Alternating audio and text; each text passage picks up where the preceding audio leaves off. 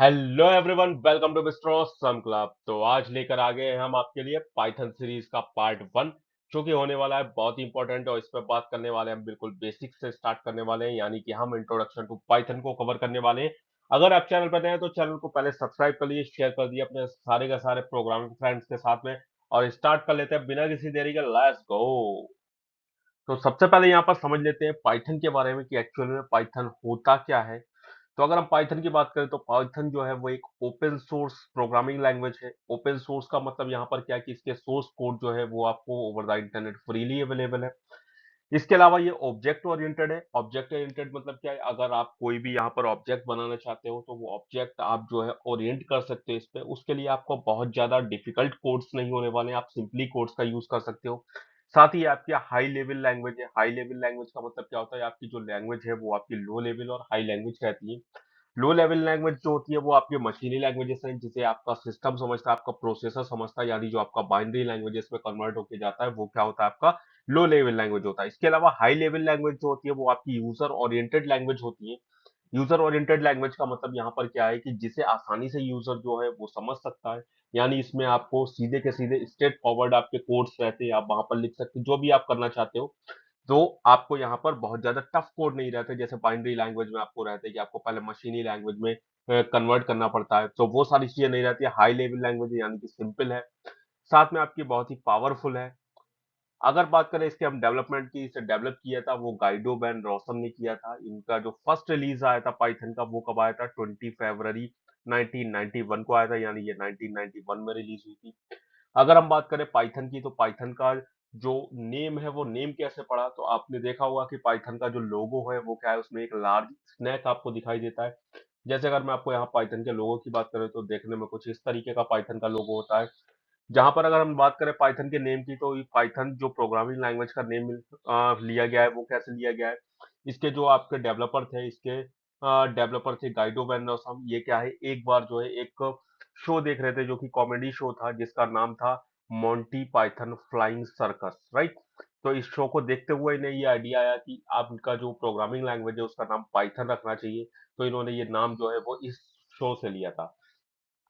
इसके बाद अगर हम बात करें यूज की कि इसका यूज कहाँ किया जाता है, तो क्योंकि ये काफी जो है इजी टू अंडरस्टैंड लैंग्वेज है, यानी कि इजीली इसे जल्दी से सीखा भी जा सकता है। तो इसका यूज इस समय काफी ज्यादा हो रहा है, और ये जो है आपका वेब डेवलपमेंट में यूज होता है, सॉफ्टवेयर डेवलपमेंट में, मैथमेटिक्स के लिए भी यूज किया जाता है, सिस्टम की स्क्रिप्टिंग आप कर सकते हो। तो वो सारी चीजें यहाँ पर इसके द्वारा जो है वो की जाती है पाइथन का यूज करके, राइट।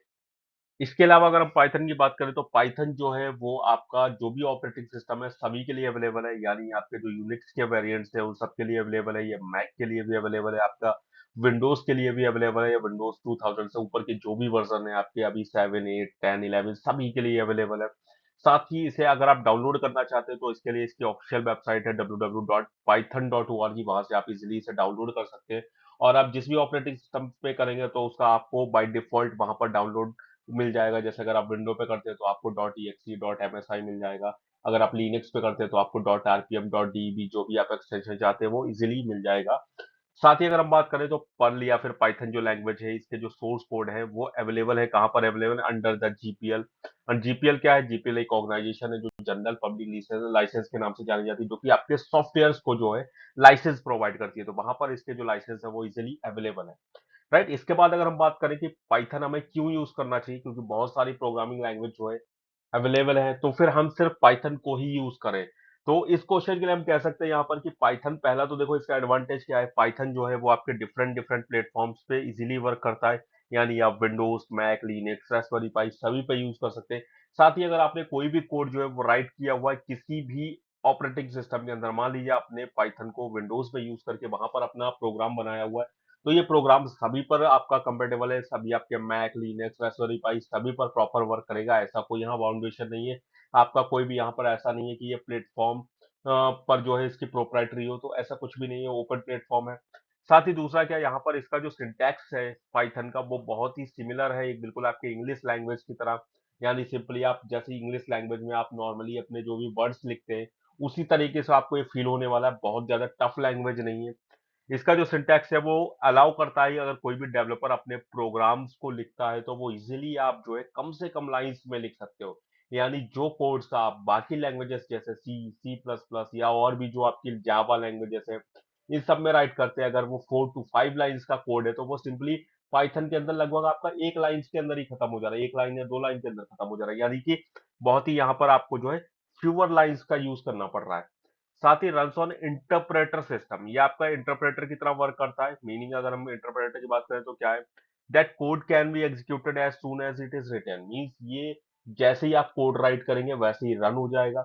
इसमें ऐसा कुछ भी नहीं है कि पहले आपका कोड जो है वो कन्वर्ट होगा फिर उसके बाद रन होगा जाके। तो ये क्या कर रहा है, ये आपका डायरेक्टली जो है वो रन हो जा रहा है। This means the prototyping can be very quick, right, यानी कि इसकी जो प्रोटोटाइपिंग है वो बहुत ही क्विक है।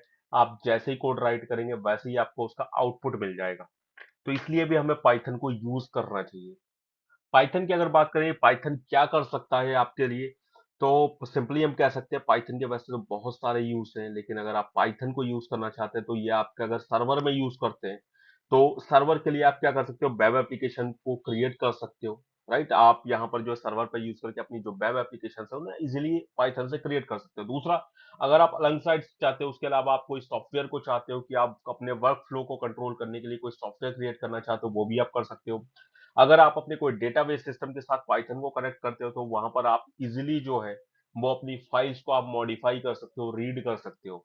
इसके अलावा आप अगर कोई बिग डेटा या फिर अगर आप कोई कॉम्प्लेक्स मैथमेटिक्स है, बहुत ही कॉम्प्लेक्स है जिसमें आपको बहुत ज्यादा टाइम टेकन है, तो आप उसे इजीली पाइथन का यूज करके हैंडल कर सकते हो। साथ ही इसका जो यूज है वो आप अपने प्रोडक्शन में कोई भी सॉफ्टवेयर डेवलपमेंट में कर सकते हो कि डिफरेंट डिफरेंट आपको सॉफ्टवेयर डेवलप करने हैं, तो वो भी आप कर सकते हो। तो उसके लिए पाइथन जो है बहुत ही इंपॉर्टेंट पार्ट है, जिसका आप इजीली उससे यूज करके पाइथन से आप ये सारी चीजों को कर सकते हो। तो यहाँ पर इस तरीके से हमने जाना पाइथन के बारे में कुछ चीजें जो कि शायद आपने अभी तक ना सुनी हो। अगर इसमें आपको कोई भी डाउट रह जाता है तो मुझे कमेंट करके जरूर बताइएगा। अगले पार्ट में हम बात करेंगे इंस्टॉलिंग की, कैसे आप पाइथन को अपने सिस्टम में इंस्टॉल कर सकते हैं। मैं वीडियो को बहुत ज्यादा लंबा नहीं कर रहा हूँ, वीडियो को छोटा रख रहा हूँ ताकि आसानी से आप इसे सीख सको। बस वीडियो को आपको डेली देखना है, जब भी मैं वीडियो अपलोड करूँ तो सबसे पहले आपको उसे वॉच करना और प्रैक्टिस करनी है। देन आप इसे अच्छे से सीख सकते हो। और कौन कौन मेरे साथ सीख रहा है वो मुझे कमेंट करके जरूर बताइएगा। चलिए मिलते हैं नेक्स्ट वीडियो में। Thank you guys.